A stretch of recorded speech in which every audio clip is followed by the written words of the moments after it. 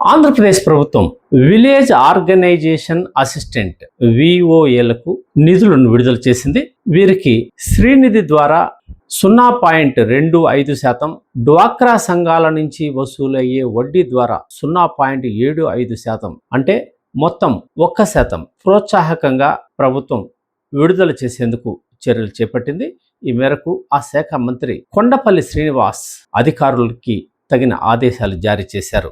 దీని ద్వారా రాష్ట్రంలో 27,336 మందికి 22.67 కోట్ల రూపాయలు ప్రోత్సాహక బహుమతిగా అందనుంది. ఈ నేపథ్యంలో విలేజ్ ఆర్గనైజేషన్ అసిస్టెంట్ల వ్యవస్థను మనం ఒకసారి పరిశీలిస్తే, ఆంధ్రప్రదేశ్ రాష్ట్రంలో స్త్రీల అభివృద్ధి కోసం స్వయం సహాయక సంఘాలను ఏర్పాటు చేస్తూ కొన్ని దశాబ్దాల క్రితం ఆంధ్రప్రదేశ్ ప్రభుత్వం తీసుకున్న చర్యలు అత్యుత్తమ ఫలితాలు ఇచ్చాయని మనం చెప్పాలి.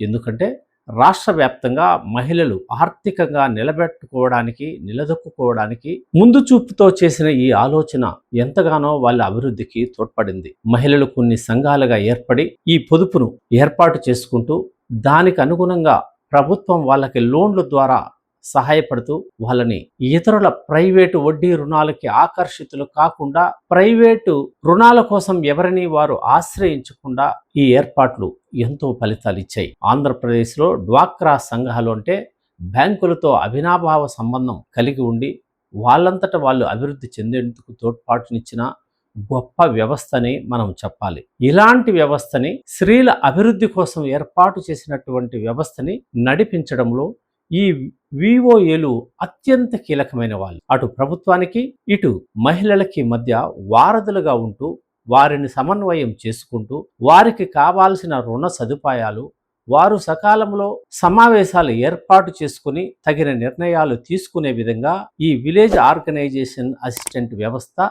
చేస్తున్న పనితీరు తిరుగులేదని చెప్పాలి. వీరికి ఇస్తున్న జీతాలు మాత్రం నామమాత్రంగా ఉంటాయి. దీన్ని దృష్టిలో పెట్టుకునే ప్రభుత్వం ఈ ప్రోత్సాహకాలను అందించింది.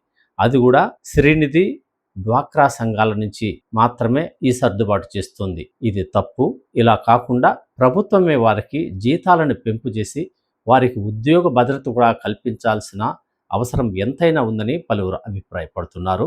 ఈ దిశగా ప్రభుత్వం తక్షణమే చర్యలు తీసుకోవాల్సిన అవసరం కూడా ఉంది.